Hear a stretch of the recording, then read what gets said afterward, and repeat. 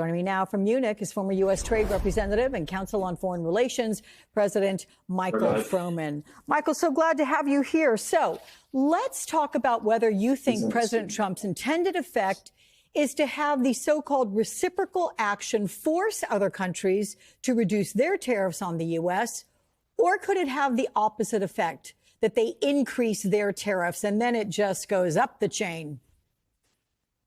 Well, I think that's the right question, because he certainly has announced tariffs first and foremost as a tool of leverage to get other countries to come to the table and to negotiate. And so by announcing a reciprocal trade program, tariff program, what he's signaling to other countries is, if you've got a trade deficit with us and your tariffs on our products are higher than our tariffs on yours, then there's going to be a problem. And we're going to raise our tariffs to your level unless we can reach an accommodation. For some countries, that might lead them to reduce their tariffs.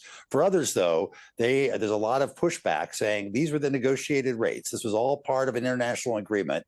And if the U.S. is going to unilaterally break its agreement by raising tariffs, other countries will retaliate and raise tariffs as well. And that could create a downward spiral.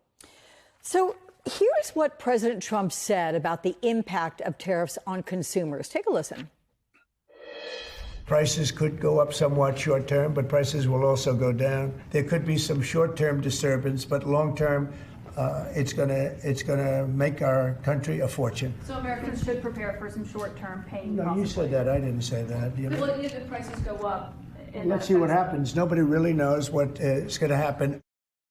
Okay, so if these tariffs go into effect, does nobody really know what will happen, or is it clear that U.S. consumers would be paying more?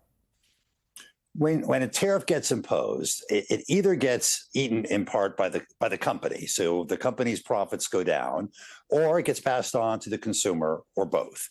Now, for a lot of these products, whether it's a grocery store or a store that sells clothing, they tend to operate on pretty narrow margins, so they can't really reduce their profits all that much, and which means they've got to pass it on to the consumer. And that is the history of tariffs. It does get passed on. It tends to increase the cost of living. And once tariffs are put in place, one thing we've seen from Trump 1 through the Biden administration is, once tariffs are put in place, they're very hard to remove or to get rid of, because constituencies get quite used to them and they tend to adjust their behavior accordingly. And so I'm afraid that the imposition of tariffs will ultimately have an impact on consumers. How much depends on which ones are ultimately imposed and whether other countries retaliate against us. Okay, so let's drill a little bit into that, because in a recent article, you discussed Trump's delayed 25% tariff threats on Canada and Mexico and the 10% tariffs on all goods from China. How surprising is that move by the Trump administration, and might it end up damaging the U.S. more than Canada, Mexico, or China? And if so, in what way?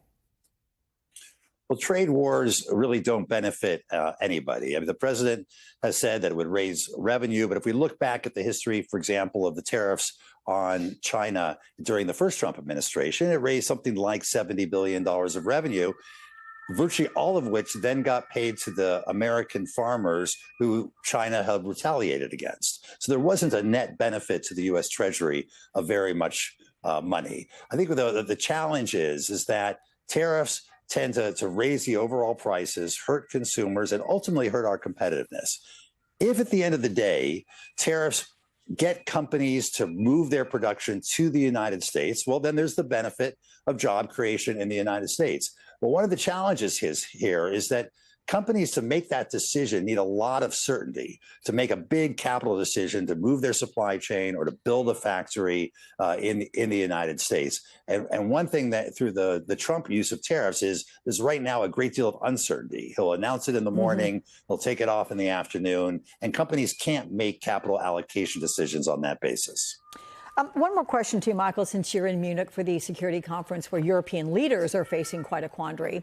Can they continue counting on the United States? Vice President Vance said the biggest threat to Europe comes from Europe itself, and called for NATO members to increase their defense spending. Then you have Defense Secretary Hegseth telling members that America's foreign policy priorities lie outside of Europe. What's the reaction from European allies, and do you perceive that message as alarming in some ways? Well, there have been a number of different messages that have been conveyed this week. Earlier in the week, Vice President Vance also said that the U.S. supports NATO and wants Europe to be secure.